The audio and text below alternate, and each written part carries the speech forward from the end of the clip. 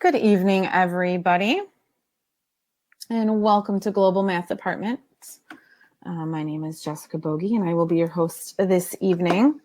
Tonight, we are going to hear from both Brandy Simpson and Brooke Lucio.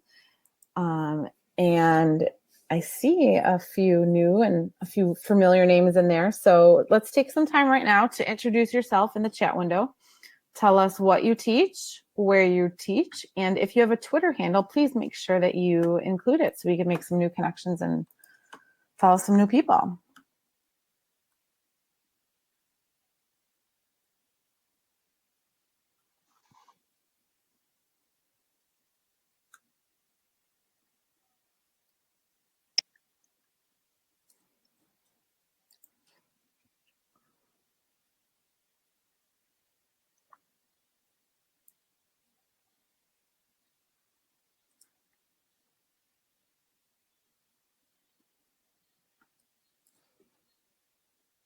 Hi, Diane. Thanks for joining us.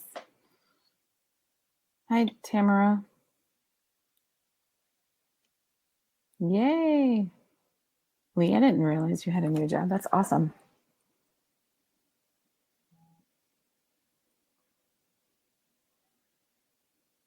Hi, Chris.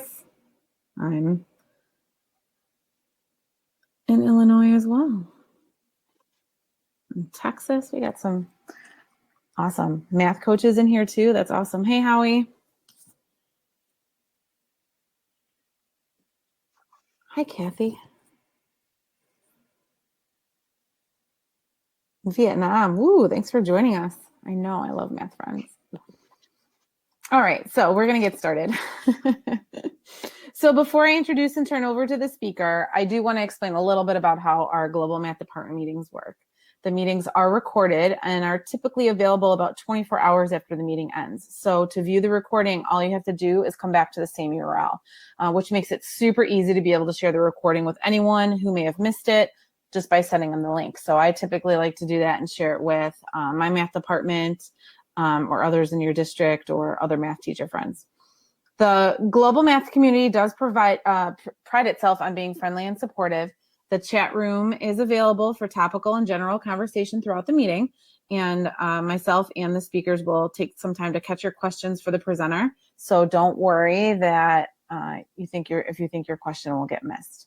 So without further ado, tonight we have both Brandy Simpson and Brooke Lucio, and Brandy is going to get us started. Yeah, well, welcome. We're so excited to get to be part of this and the Global Math Department. There's just so many great things that are happening here. So thank you very much for having us over. So we're here to talk a little bit about observational feedback. We are going to kind of go through the slides a little bit. There's some images and things like that that are going to kind of lead our story, but I know that you'll have access to all of these upon completion of the session. And then we also have links to things in the handout, so that way you can see those and click on some of the stuff that we'll talk about tonight. So I want to talk a little bit about two schools. So we have a teacher that is at a campus, and they're brand new to the profession. And, we all know that as a new teacher, you kind of live in like survival mode. And so you're drowning, you got lots of things you're trying to keep underway. And you have an administrator who reaches out and says, what can I do to help you? Let's really work on kind of building and supporting you, making sure that teacher felt comfortable coming in and actually having an open and honest conversation about the challenges that they were facing. And then we have another campus where the administrator is highly punitive. It was very much run by numbers. So there was a point where there were 19 students in the classroom, and one student put their head down because their mom had been in the hospital the night before. And that teacher got marked off for not having 95% participation in the classroom. So inevitably, in that case, that teacher is a little bit less likely to reach out and get some support and kind of, say, here are the things that aren't going well, and celebrate those things that are going well as, also. So let me just ask you, and I want you to think about the campus you're at. Are you on one extreme or the other? Or are you somewhere in the middle? So just kind of be reflective for a moment.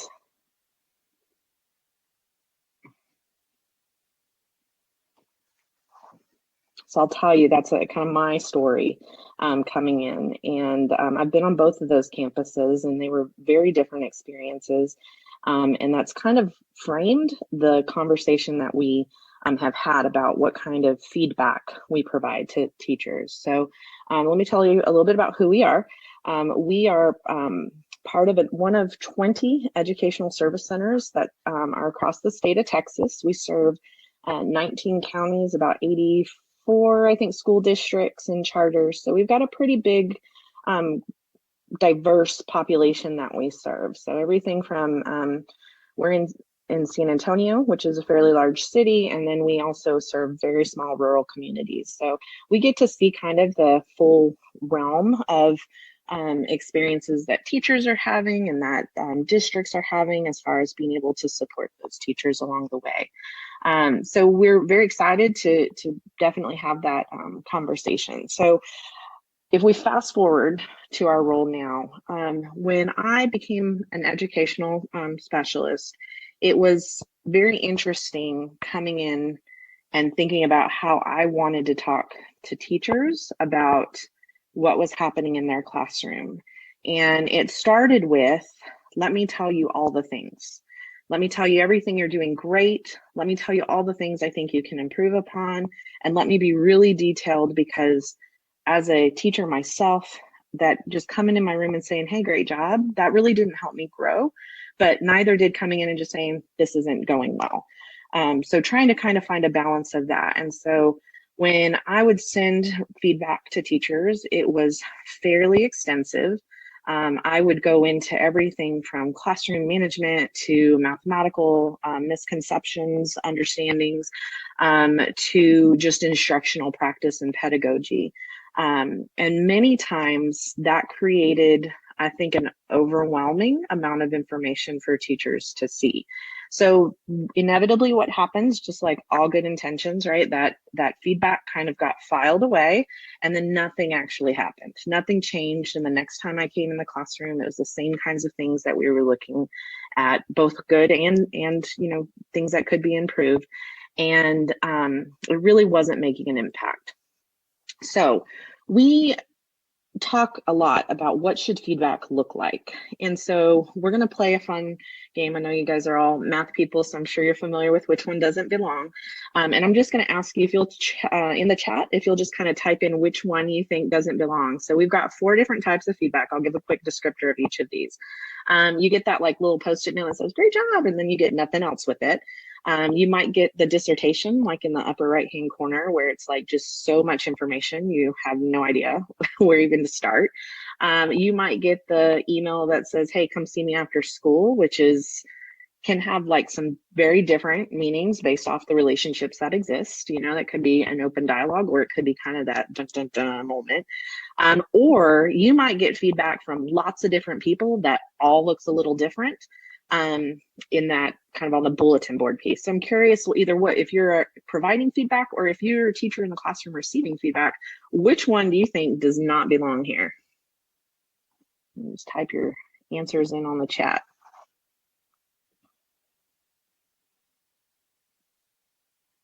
Thanks, Adina.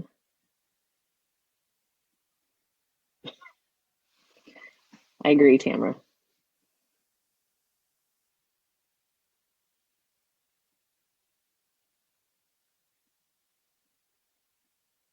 Nicely.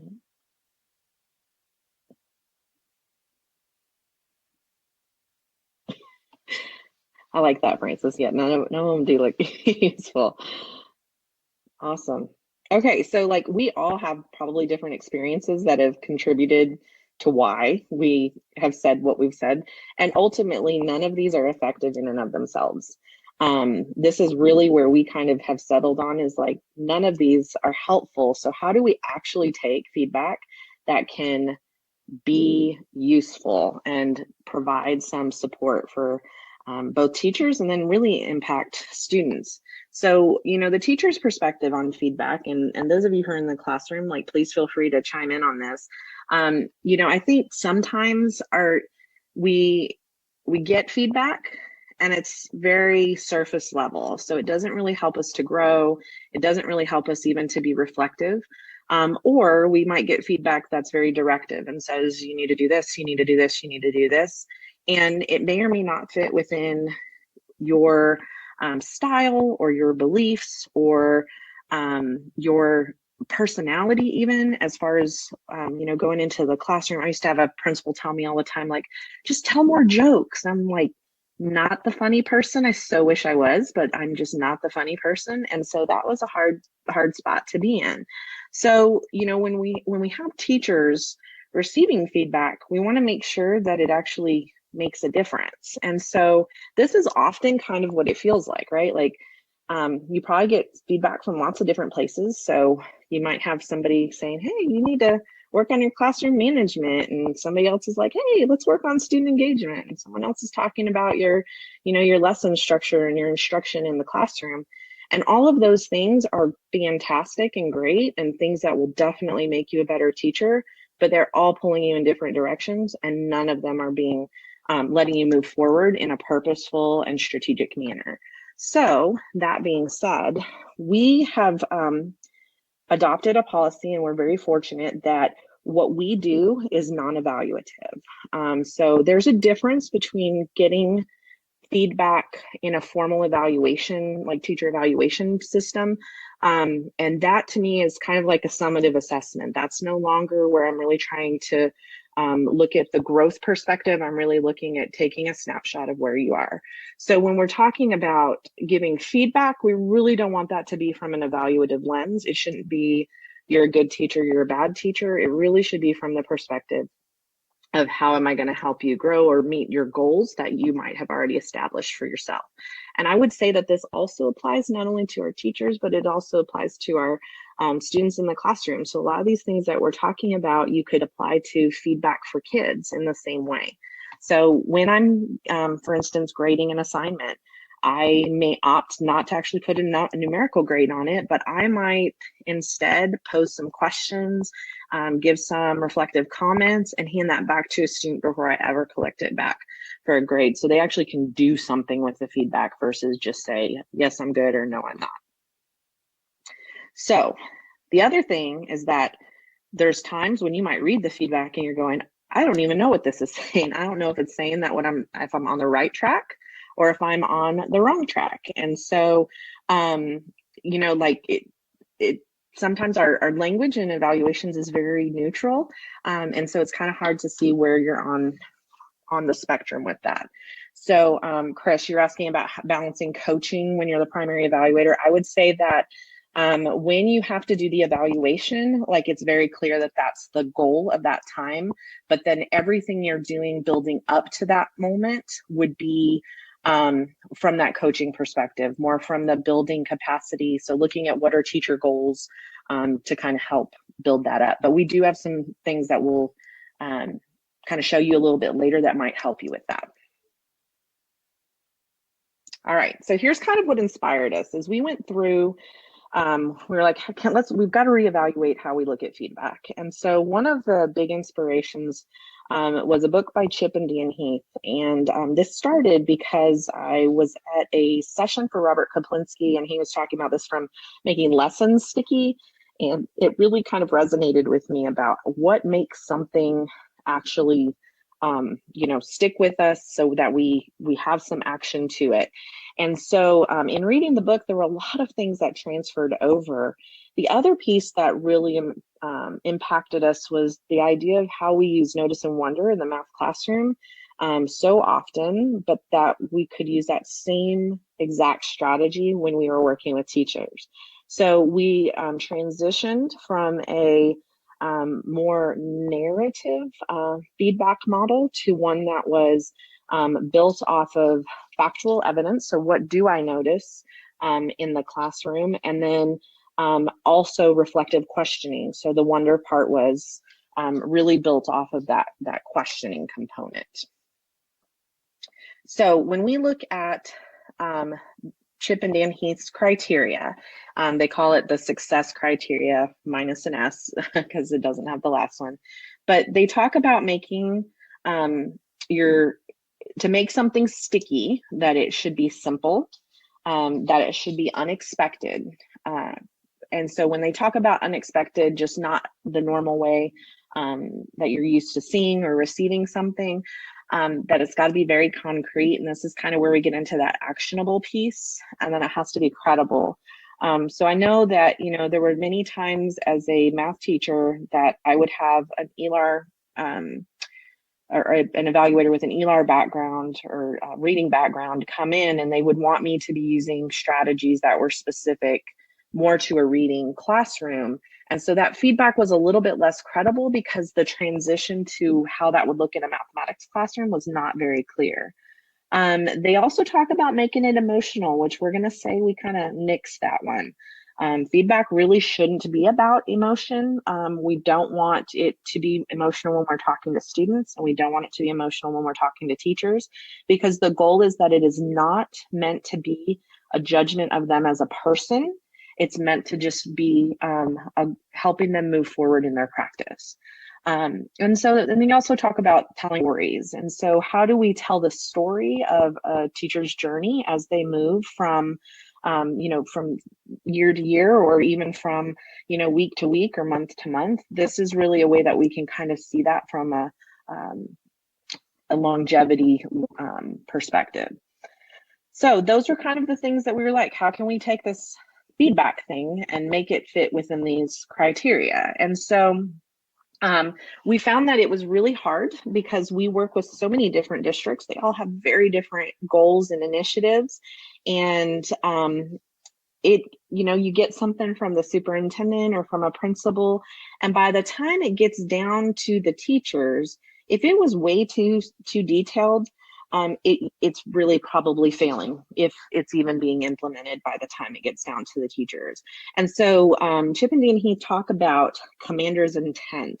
So the United States Army used to have they would have orders that they would give, and they were incredibly detailed. By the time they hit the battlefield, those things had changed. Either the enemy wasn't in the same place, or maybe materials didn't make it there on time. And so they, instead of doing it from this very detailed lens, they started talking about having commander's intent, which basically says, if we do nothing else during tomorrow's mission, here's the thing we must accomplish. And so as they go through and it trickles down to the next level, then they're thinking about, well, how do we actually fulfill that commander's mission? And then as it trickles down to the next level, they're thinking about their layer that contributes to that mission. And so each person is becoming more and more detailed. There's a little bit more ownership of it. And really the question we want to be able to answer is, what is the most important thing we have to do? So when you're looking at this commander's intent, if you think about it from a district level, maybe the district level's goal is we want to focus on student engagement. Well, saying that you have to use a specific strategy or specific protocol, those types of things as it trickles down to the teacher level may not work in the same way. You might have a unique set of students that you're working with. You may have a different personality that really doesn't mesh with that specific standard or protocol. And so the idea is that as we think about commander's intent, if my goal is differentiating instruction or student engagement, the next level down, if I'm looking at a campus level, might be, hey, these are the things that we're seeing specific to our campus. And then as that trickles down to the teacher level, then they're saying, well, these are the things I'm seeing in my classroom. So let me now pull from these, maybe this bank of stuff that I can now apply. And it's a much more effective because it is responsive to that like kind of mission critical battlefield level.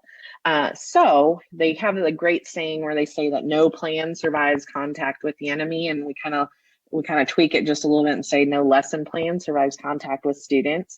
We know that we do a great job planning our lessons, and like day one, 15 minutes in, like the rest of the week is off schedule already. So like kind of thinking about, we still have to be adaptive and move forward, but we still have those intentions about what we're trying to accomplish along the way.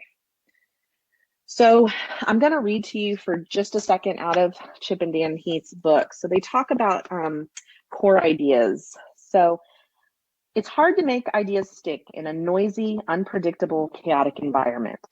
If we're to succeed, the first step is this: be simple. Not simple in terms of dumbing down or sound bites. You don't have to speak in monosyllables to be simple. What we mean by simple is finding the core of an idea. Finding the core means stripping an idea down to its most critical essence. To get to the core, we've got to weed out superfluous and tangential elements, but that's the easy part. The hard part is weeding out ideas that may be really important, but just aren't the most important idea. The Army's commander's intent forces its officers to highlight the most important goal of an operation. The value of the intent comes from its singularity. You can't have 5 North Stars, you can't have 5 most important goals, and you can't have 5 commander's intents. Finding the goal is analogous with writing the commander's intent. It's about disregarding a lot of great insights in order to let the most important insight shine. So that being said, if we think about providing teachers feedback, I may go in the classroom and see, here's an opportunity for student engagement, and here's an opportunity for classroom management, and here's an opportunity and an opportunity and an opportunity. At that point, I've now got 5 North Stars. And so trying to strip down to the core idea, when we are working with a campus or a district or even a teacher, we're trying to figure out what is their core idea, because then that helps frame our feedback. So that way it's in alignment with what they're already working on. So I want to talk a little bit about a specific case where this existed. Southwest Airlines is best known for having affordable airfare, and that is one of their core ideas, is that they want to make sure that no matter what, they are the most affordable airline available. So one of their employees came to them and said, I have a great idea. We have these longer flights. Let's go ahead and offer a meal to them. And, then people will be happier. They'll have, they'll have more amenities while they're on the flight. And the CEO came down and said, does that impact our core idea? And the employee said, well, I mean, the flight costs would have to go up a little bit to offset the cost. And he said, nope, then we're not doing it. Not that's not a great idea, but it impacts what our core idea is. So this idea about if I want to be the lowest fare, adding that meal might not make us the lowest fare anymore. So I want you to think for just a second, if I were to ask you, what is either a core idea of your campus, if you're an administrator, or a core idea within your classroom that you would say is probably the most important? And if you'll just kind of jot a couple of those down in the chat, I'd appreciate it.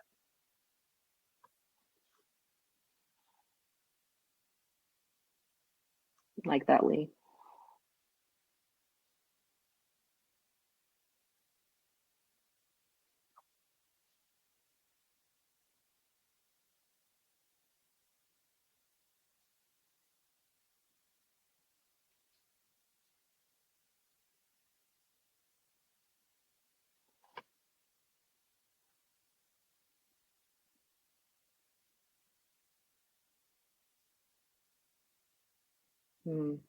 Yeah, Carolyn, that can be a hard one.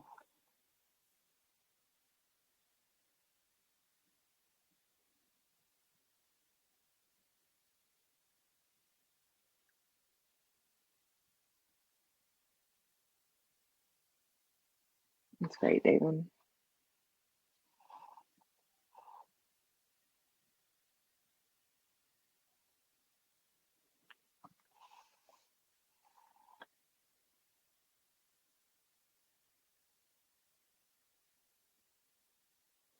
That's great. So it looks like, it looks like a lot of you have very student-centered goals, which is always, I would hope where most of our core ideas come from. I know that, somebody had posted about not being sure what the district or campus's core idea is, Carolyn. So that would be one where I would say that's a great question to ask. If you're not sure what the big core idea or the big goals are, it's a worthy conversation to have, because that can definitely impact all the work that goes forward from there. So we can't tell you specifically what the core idea should be or what that needs to look like for your campus or your district or even your classroom. So that is really something though to keep at the heart of everything you're doing. So if you know, I'm saying that everybody's a mathematician, what does that look like? And does everything that I'm doing in my classroom allow me to highlight that core idea? So when we thought about like, okay, so great, that all sounds wonderful. Now, what does this look like from a feedback perspective? So we had 4 things that we really decided were kind of part of our core idea. We want our feedback to be very intentional. So I want it to be in alignment with any core ideas that exist. I want it to be in alignment with any goals teachers have for growth or students have for growth. I want to stay focused on things that help move that goal forward, but that it needs to also be adaptable. So the feedback I give to one teacher or one student, it cannot be the same thing that I'm going to give to another student or teacher. Because it's built highly off of the relationships that we build with them, as well as their personality and their ability to be reflective and to take certain suggestions as you go through. And the final piece is that it has to be actionable. It does no good getting feedback that says, you know, these are great things or these are horrible things, and you don't know how to move forward. Many of our teachers are very young in the profession. And so they're like, great, I know you're telling me I need to have more student engagement, but I don't know how. So our goal is always to provide something that allows them to actually take some action on that. So here are a couple of examples. What you see on the left is sort of that like novel where we wanted everything to be present, and it was all the ideas and all of the things that we could get in there, things that were good, things that were you know, had an area of growth that were attached to it, very fact-based. There were questions that were posed in there. And that was one, like I said, that teachers kind of just filed away. And I don't know that they probably read that. Just to be clear, that is a snippet out of like probably multiple pages that were given to them. So we transitioned over to what you see on the right hand. So this is really just a slide that a teacher would have gotten. This actual teacher, I kind of blurred out the name, so that was anonymous, but this just very clearly says what were students doing. This is what was their instructional goal, and they were just, in this case, solving 2-step equations. So in the lower left-hand corner, there is an I noticed box. That is reflective of factual evidence of what was going on in the class. To the right of that, so kind of moving counterclockwise, is an I wonder box. So the I wonder posed some questions for reflection. So asking like, did all of the students understand the concept? Could students have come up to the board to work examples? When you ask students questions, do they even know what to ask? So those types of things were possibly not something the teacher had considered. The other part that we put on there is always an open spot. And this is partially where that adaptable piece came in. So this is a teacher I have a very great relationship with, so I'm able to be pretty frank with them. So I just said, you led a lot of the conversation. So consider ways you can shift the responsibility to the students. And that became kind of the actionable piece, because then it was, oh, well, what are some ways I could shift that responsibility? And it kind of brought some further dialogue for us. The I wonder questions also open that up to say, you know, what is another way I might have solved this problem? What's a representation I could have used? Those are ways that we could open it up for students to kind of do the I wonder process with them. When I ask a question, it opens a dialogue versus saying that I have all the answers, which then allows us to be in partnership instead of me being the all-knowing person who's coming in your room to fix you versus, you know, and the teacher having to just take in everything that we know. We do not believe that we have the answers to everything. but that together we probably have the capacity to come up with a solution. And so it's really important for us that we build partnerships. So then we asked our teachers and said, well, what's your perspective now that you've received some feedback that looks like this? And so, you know, it's kind of like the old reading rainbow, right? The more you know, the better you're able to provide it. And so I've got a really quick video that I'm going to show you. So I'm going to transfer out of here for just a second and go to, let me go to the application. All right, so I'm gonna let you guys watch this real quick.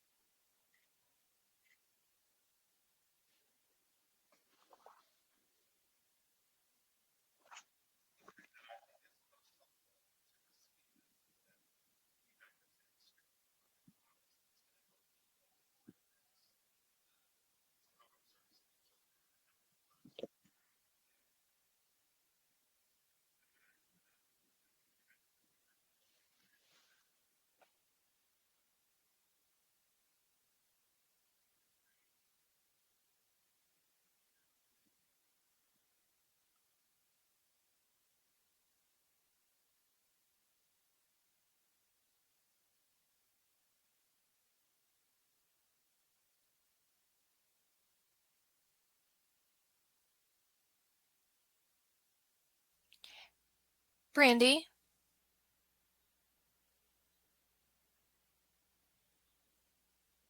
Brandy? Can anyone else hear me?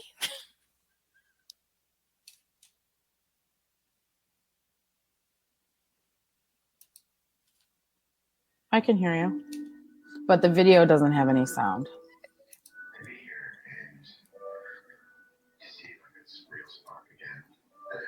Hello? Okay, y'all are not able to hear that? Yeah, okay. no. Well, I will tell you what, we will leave that for you. It is linked in the presentation, so that way y'all can see the video and that way you can hear it with the sound. But it is essentially just the teachers sharing what they, the teacher sharing what they thought of the differences in the feedback. So I do apologize that you couldn't hear the video. Well, I do want to add real quick, Brandy. Brandy is selling herself short on this, but what Brandy has not shared is that these teachers have actually walked the walk with Brandy and experienced both types of feedback. And so that video is a really nice way for them to capture exactly how they responded to the new feedback format. So please, we really do encourage you to watch that video and hear their authentic responses. And, you know, I mean, I think that there are just a lot of lessons learned in this whole process where we really found that the more we built in this type of feedback, we saw changes in the classroom. We had questions coming in. So one of the teachers you'll see on there, she will even be in the middle of a lesson and be struggling with something. She'll take a picture of it, send it to me and say, hey, what am I doing wrong? Because this isn't working with the kids. And we will immediately kind of talk through it before the next group of kids comes in. And so I think what is gorgeous about it is it's opened up a dialogue where there is not an intimidation factor to say, hey, I'm struggling with this, or celebrating the things that are going so well, because in every classroom you go into, there are things that are going well, and there are great gains being made where students are concerned and where teacher growth is concerned. And I think so often those things get lost and don't get celebrated. And so this provides that opportunity to do that. So I do apologize, and we will let y'all see that on your own. But the goal is then like, okay, Brandy, you said this is all fine and dandy, but now what? Like, how do we actually do this, right? So I'm going to pass it off to Brooke now, and then we'll kind of switch roles for a second. Okay. Well, I'm going to handle the tech side of all of this. So Brandy showed us earlier the two different formats that we had, and there was that lengthy Word document, and then there was that visually appealing document with the Notice Wonder protocol embedded within it. So essentially, it is a mail merge, and we are doing we have data in a spreadsheet that we've generated from a form. We have template placeholders, and then there's some computer magic that happens and everything just kind of goes in its place. Sounds great. However, this is really the way it is. So with Google Forms, we all know that with Google Forms, you can create a Google Sheet. And if you have not looked recently, Google Sheets will also let you go backwards to create a form from the sheet. So that's a kind of nice little value add. And then from the Google Sheet, we run a Google extension within the sheet called AutoCrat. And we're going to give you the link to all of these things. But within AutoCrat, it essentially takes all of the cells that we have meta tagged within Google Sheets, and we force them into a pre-made template for Google Docs or Google Slides. So we'll talk about some ways that we chose to go about doing AutoCrat and why we chose to do those. So after we end here and this presentation's over and you go, okay, that was great, but where's all of the stuff I need to get started on this?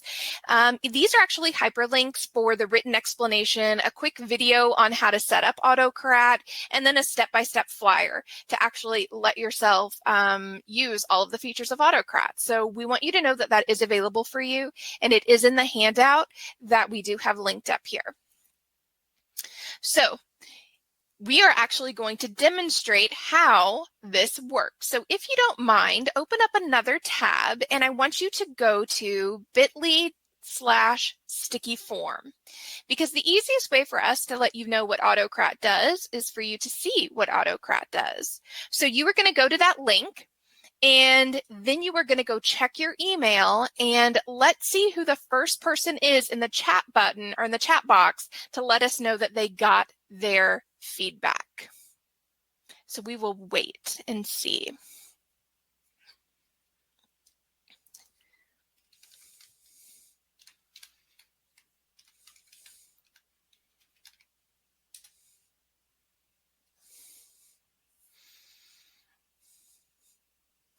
And just so you know, all the questions that are in there, we have not, we will not look at those. We will not edit those.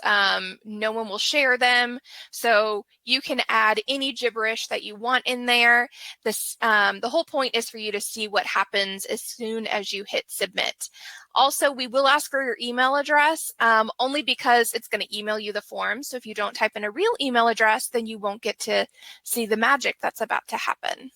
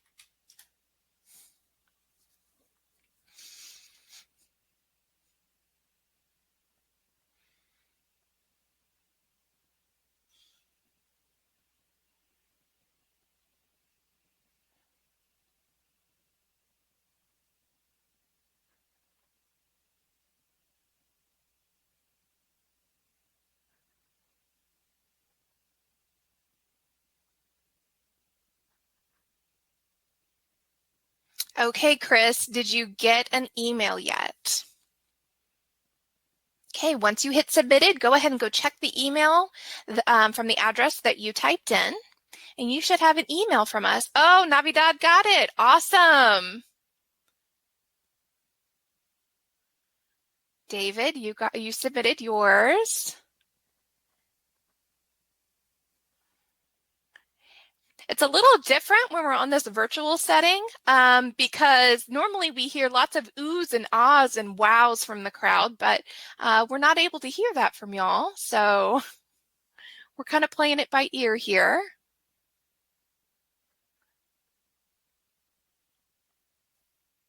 I love it. That's awesome. That's awesome. Sophia, I see you're raising your hand. Does that mean you got it? Oh, thank you, Navidad, for the ooh and ah. I do appreciate that.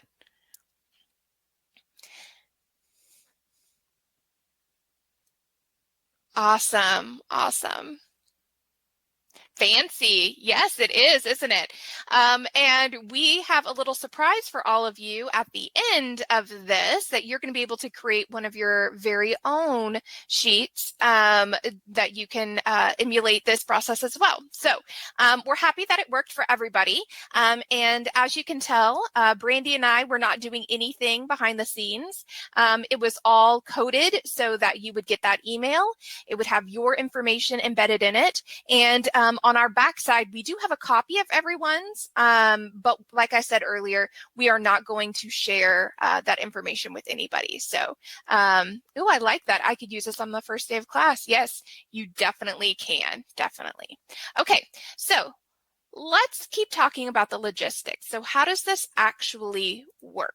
Okay, so this is what AutoCrat looks like. So you're going to go into Google Sheets and you're going to do an add-on. Okay, now I don't know why it looks like this guy that looks like a camera with a hat, but this is what he looks like. And so this is the one that you want to look for. And you're just going to add it onto your Google Sheets. Again, all of those step-by-step directions are on some of the previous slides. And after the presentation, you'll be able to access all of those.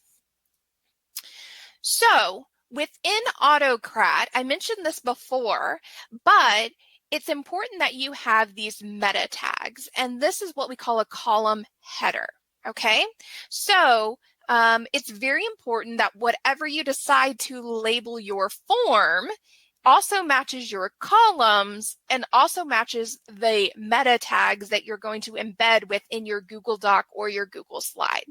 So we chose to do Google Slide, and the document that you got was just a PDF version of the Google Slide. And we're going to talk about why we choose to do a PDF in that version, but the version that we send teachers, we do not choose to do a PDF in. Now there's also the Google Doc version. So the same template can be set up. We actually have a district in Region 20 that sends all of their student data to their parents via AutoCrat.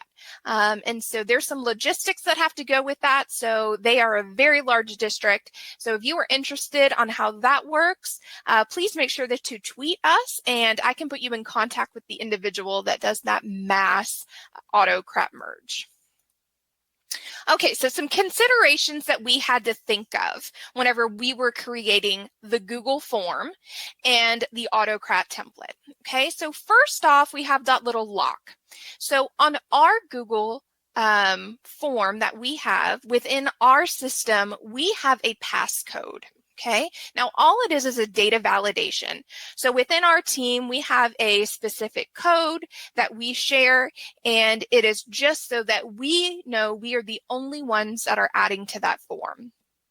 Especially if you have, if you cannot restrict it to just your domain, if you've got outside consultants that you also want to be adding onto the form, or if you're not a Google Suite district at all, you definitely want to make sure that you possibly have that data validation. So when you create the question, all you do is you do advanced features and you turn on a data validation. So it can be a code, it can be a word, whatever you want it to be. That's pretty much how digital escape rooms work. So the next thing that we also had to think about, we've got that little house and key. I left my district a little over a year ago, and we had the thought to make sure that if one of us ever left, that we would have what we call a mother account, meaning that when the person goes, we didn't have to worry about our tech administrator transferring all of the ownership of the files over to a new person. So we did the same thing here at Region 20. And so we have a mother account. They already had it created, which was great. And so the mother account owns the Google form and the Google Sheet. So we have access to that mother account. So in case one of us ever choose to leave, all of the documents and the integrity are preserved within that mother account. So also we needed to think about the length that we wanted and the file size.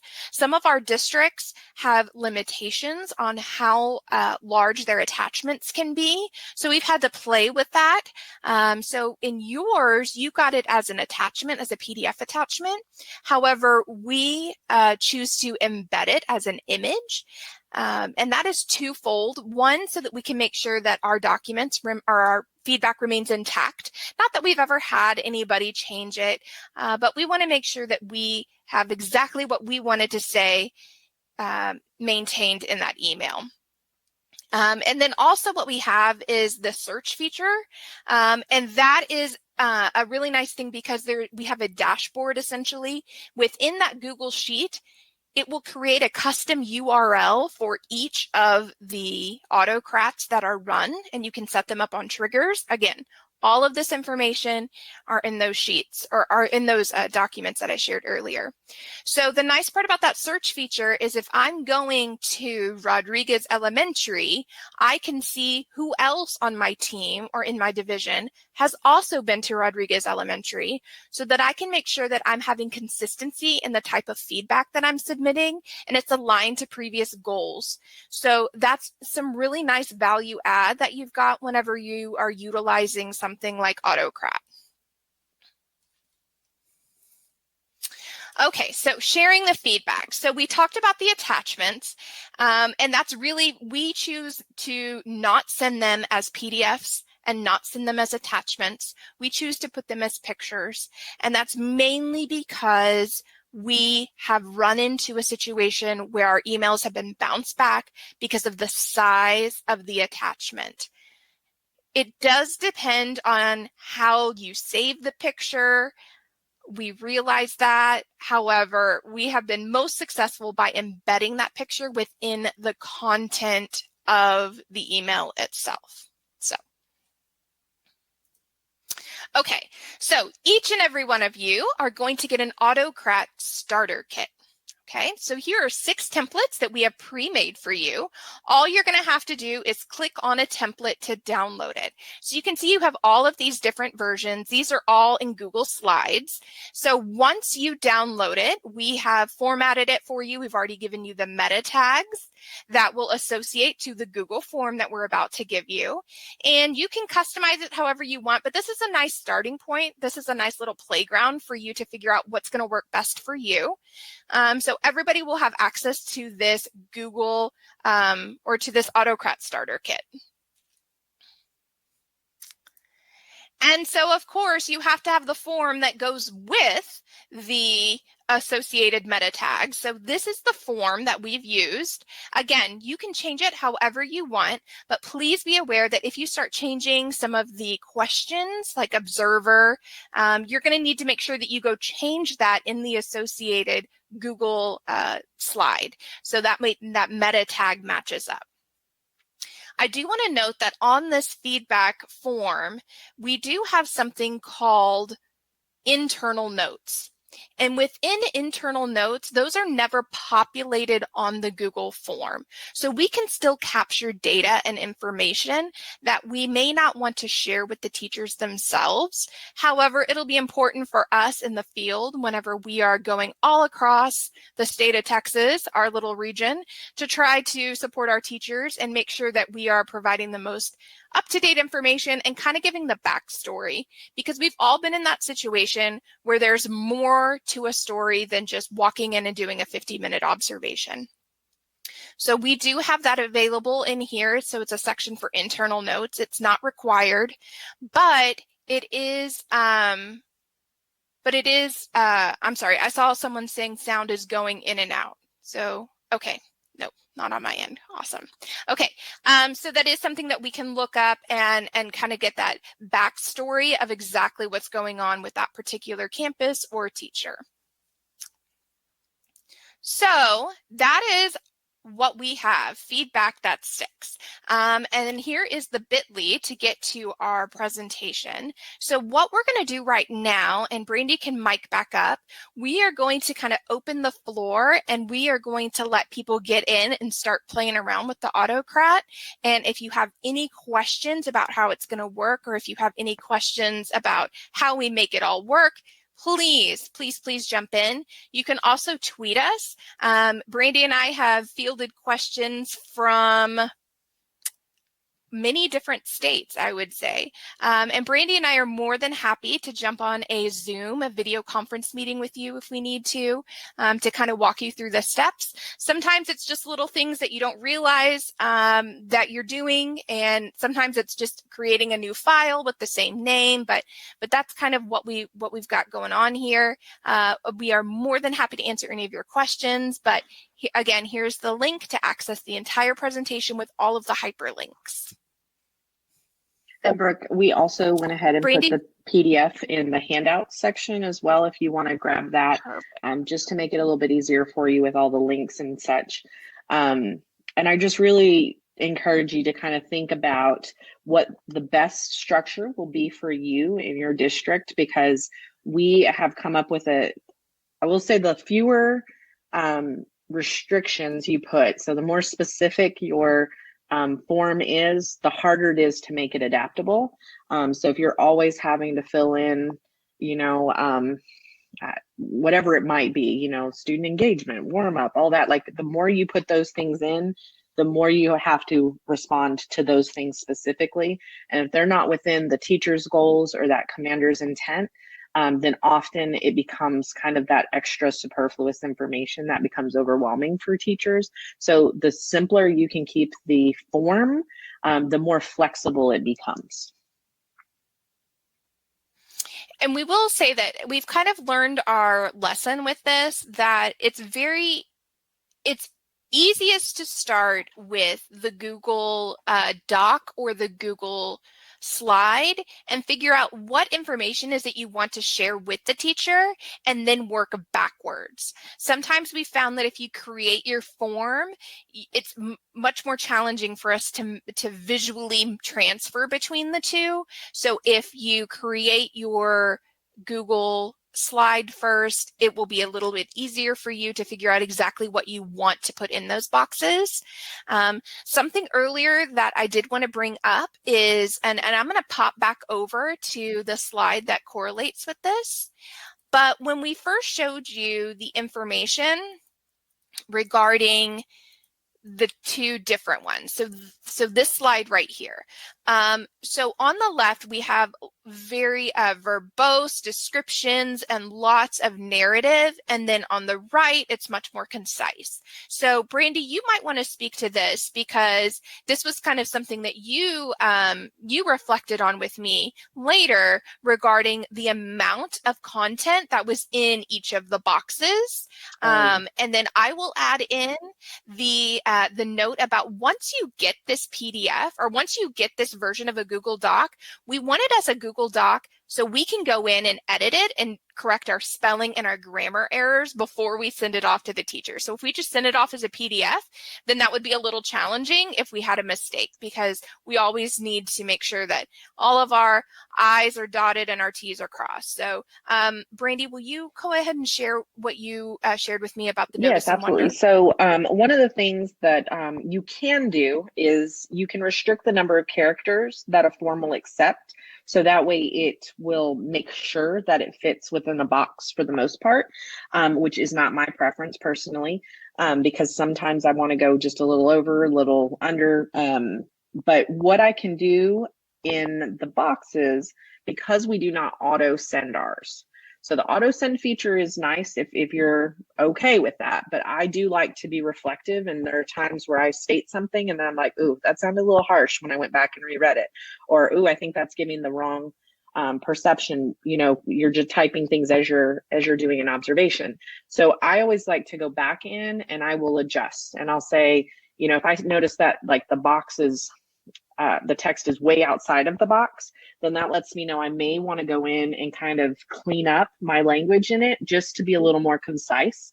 we talked about that the principles for success were keeping it simple, right? And if we get too much in there, then it becomes kind of overwhelming. So you can go in and adjust the font size, which is what I will often do. So you'll notice in the I noticed box, the font's just a little bit tinier than the other boxes because everything on there was it was a little too long, and so I was able to adjust it fairly easily and make it fit without having to take any text out. But there have been times when I go back in and I realize, wow, that was a lot of stuff I was trying to say, and how can I say it maybe a little bit more concise so that it's a little bit more meaningful.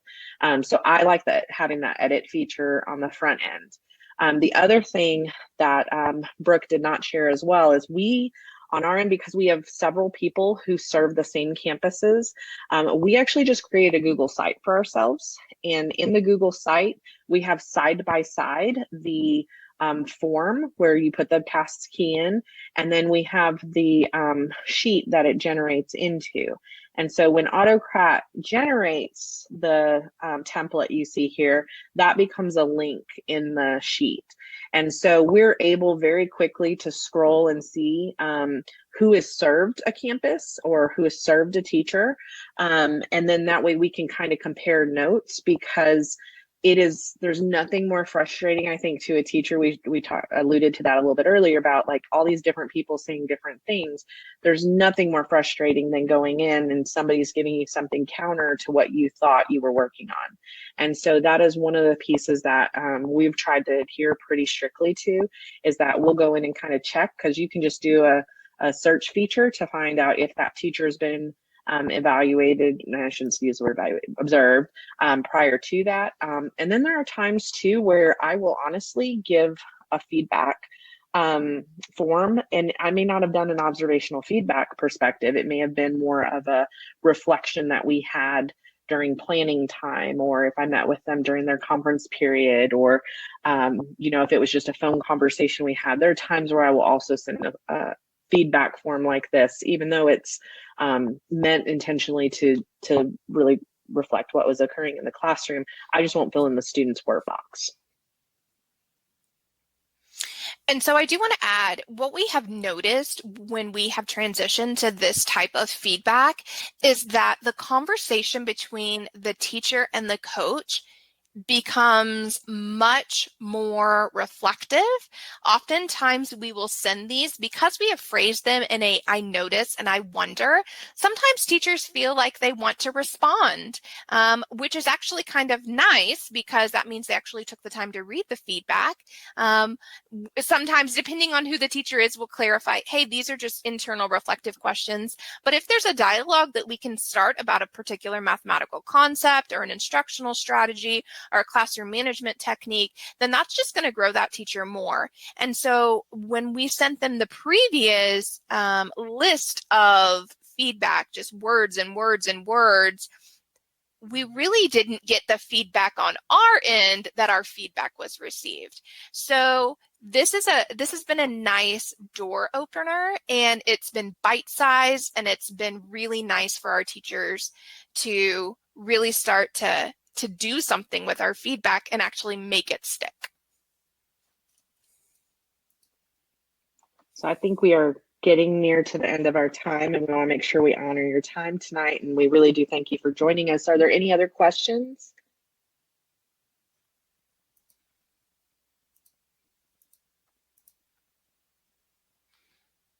So please let us know how the starter kit is working for you, and we would love to hear from you and see how it is working. I know that I have personally gotten some emails and tweets from some people who have used it, and they've said how wonderful it's working for their teachers. And if you get a chance, go watch the video.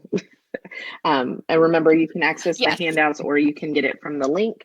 And then you have access to all of the links within that are embedded within the presentation.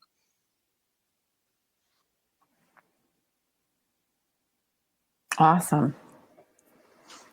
Well, thank you so much for sharing with us this evening. And we appreciate your time. And everyone always appreciates freebies, right? And the help with the AutoCrat. I actually use that with my students for missing work, and I have it on the auto send feature. So once I fill it out, then it automatically emails. And I have the PDF set up to be Spanish. So the people that need it translated can click on the PDF. So AutoCrat is awesome. Awesome.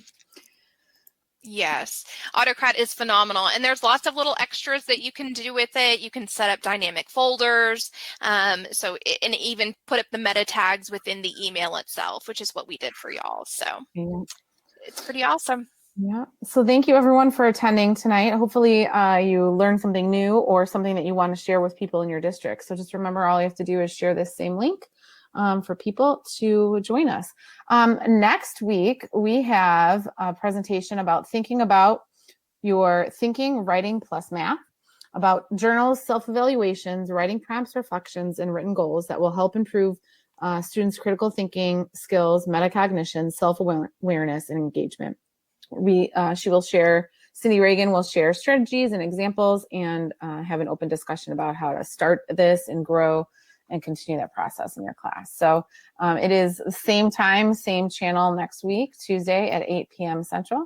We look forward to seeing you all there. And I'm going to turn off the recording now. And thank you, Brooke and Brandy, for presenting. Absolutely, our pleasure. I'm waving at my screen right now saying bye. Thank you. And there we go.